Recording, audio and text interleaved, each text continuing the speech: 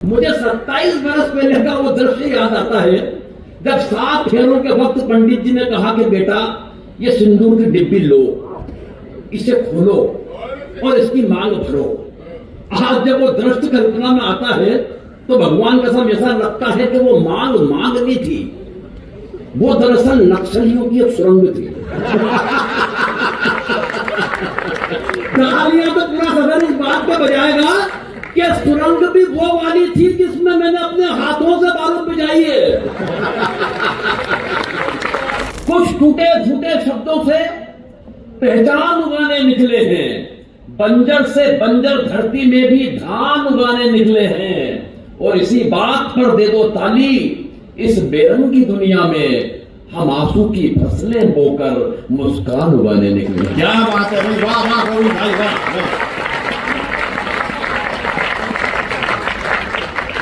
प्रणाम करता हूं आपको। कुछ कुर्सियां खाली रह गई पीछे की, लेकिन कोई बात नहीं, एक सरदारी 1.25 लाख के बराबर होता है, वो यहां है। वाह।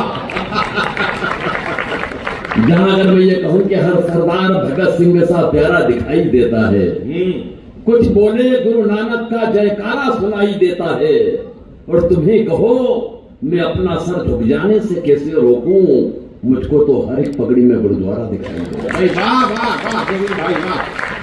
मैं सिर्फ कौन को प्रणाम करता हूं। प्रणाम भाई साहब। कुछ लोग अभी भी पीछे के खामोश है, कोई बात नहीं। देखो, सरकार ने एक वक्त ये जरूर कहा था कि हमारे बीच 2 हाथ की दूरी होना चाहिए, मगर किसी भी देश की सरकार ने यह नहीं कहा है कि आपके दोनों हाथों के बीच में कोई दूरी होना चाहिए। इसलिए उस दूरी को खत्म करना, मिली जुली तालियां होंगी तो अच्छा लगेगा, और आपने बजाई तो बहुत अच्छा लगा। मिलजुल कर काम करना चाहिए। हमारी सरकार तक हमें इंस्पायर कर दी कि मिलजुल के काम करो, इससे देश आगे बढ़ता है। और मिलजुल कर काम करने का साहब इससे बड़ा उदाहरण नहीं हो सकता कि जो ज्यादा कर्ज लेगा वो देश छोड़ के भाग जाएगा, जो कम कर्ज लेगा सरकार उसका माफ कर देगी, और जो बिल्कुल भी नहीं लेगा वो इन दोनों के मिलकर चुकाएगा। तालियां कर दें आपकी। वाह वाह वाह, क्या देंगे, वाह वाह गोविंद भाई, कमाल। सच बता रहा हूं, फुर्सत निकालकर इतने लोग कवि सम्मेलन के लिए आए हैं, क्या बढ़िया बात है। साहित्य के लिए आप लोग इस अनुराग से जुटे हुए हैं, वरना महानगरों की हालत खराब है साहब, किसी के पास फुर्सत नहीं है। पिछले दिनों भाई साहब मुंबई में कवि सम्मेलन में चला गया। कवि सम्मेलन के अगले दिन जब जुहू बीच पर घूमने गया तो मैंने देखा एक महिला एकांत में बैठकर दहाड़े मार के रो रही। मैं उसके पास गया, सहानुभूति पूर्वक तरीके से उसके कंधे पर हाथ रखा। मैंने कहा बहन जी क्या बात है, क्यों रो रही हैं? तो वो उछलकर खड़ी हो गई, आंसू पोंछ लिए। बोले कुछ नहीं भाई साहब, पिछले महीने पति ने मारा। मैंने कहा पिछले महीने मारा और आप आज रो रही है? बोले फुर्सत ही नहीं मिली। मैं कहना ये चाहता हूं कि महानगरों में रोने की फुर्सत नहीं है, मगर आप हंसने के लिए फुर्सत निकाल कर रहे हैं। कमाल कमाल, और दिनेश भैया फुर्सत का ये आलम है। एक दिन मेरी पत्नी अपने काम में व्यस्त, मैं अपने काम में व्यस्त, न उसे फुर्सत न मुझे फुर्सत। अचानक उसने मेरी तरफ कोई काम उछाला। मैंने कहा देख आज काम मत बता देना, आज मुझे मरने की भी फुर्सत नहीं है। मेरे अंदाज में पलट के बोली आज मर भी मत जाना, मुझे रोने की फुर्सत नहीं है।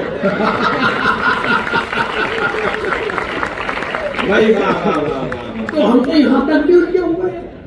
अभी मुझसे दिनेश भाई पूछ रहे थे यार राठी जी पत्नी इज्जत नहीं करती, क्या कारण है? हाँ, मैंने कहा दिनेश भाई ये तो नहीं मालूम कि क्या कारण है, लेकिन ये बात आपने मुझसे पूछ कर जो मुझे इज्जत दी है। भाई वाह वाह गोविंद भाई, बहुत अच्छे। मेरी 7 पीढ़ी आपकी शुक्रगुजार रहेगी। बोले कि आपकी भी नहीं करती। भाई साहब मैंने जो जवाब दिया थोड़ा सा इंटरनेशनल है, लेकिन बस यहां से समझ लोगे तो पहुंच जाएगा, और पहुंच जाए तो अब शुरू करवाना, मुझे अभी शुरू हुआ नहीं हूं मैं। बोले भाई साहब क्या आपकी भी नहीं करती? मैंने कहा एक बात ध्यान रखना दे रहे भाई, हिंदुस्तान में अगर रुपए का मूल्य गिरता है तो उसकी गिरावट हर प्रांत में अलग अलग नहीं होती।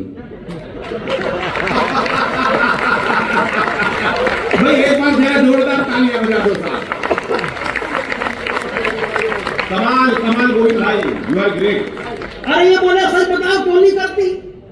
मैंने कहा एक बात ध्यान रखना दिनेश भाई, जब कोई लड़की मायके से बैठा होकर ससुराल में आती है, अपने पिताजी को छोड़ के आती है तो बदले में ससुर साहब मिलते हैं, माँ को छोड़ के आती है बदले में सासू माँ मिलती है, बहन को छोड़ के आती है बदले में ननद मिलती है, भाई को छोड़ के आती है बदले में देवर मिलता है, मगर ऐसा क्या छोड़ा कि तुम और मैं पल्ले पड़े।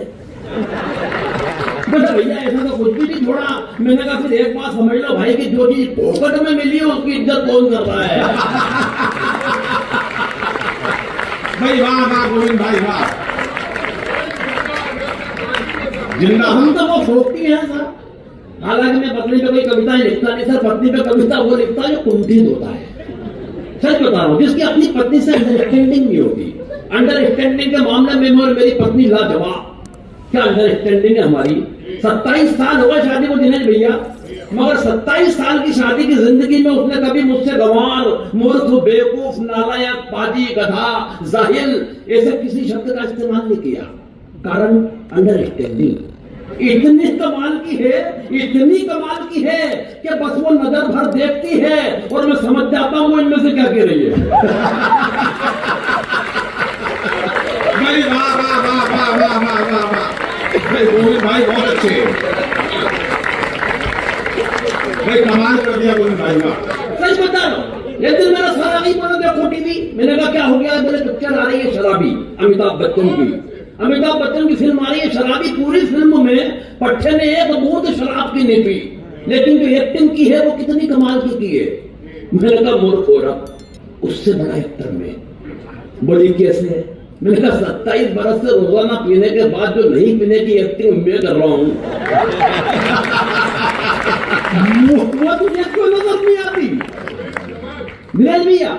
और मैं तो भगवान का नाम पत्नी शब्द जब सुनता हूं ना तो मेरे पूरे शरीर में कपकपी होती है, ऊपर से नीचे तक धूसता हूं, सनसनी होती है। मुझे 27 बरस पहले का वो दृश्य याद आता है जब 7 फेरों के वक्त पंडित जी ने कहा कि बेटा ये सिंदूर की डिब्बी लो, इसे खोलो और इसकी मांग भरो। आज जब वो दृश्य कल्पना में आता है तो भगवान कसम ऐसा लगता है कि वो मांग नहीं थी, वो दरअसल नक्सलियों की एक सुरंग थी। कहानियां तो पूरा सदन इस बात पे बजाएगा कि सुरंग भी वो वाली थी जिसमें मैंने अपने हाथों से बारूद बजाई है। भाई वाह वाह गोविंद भाई।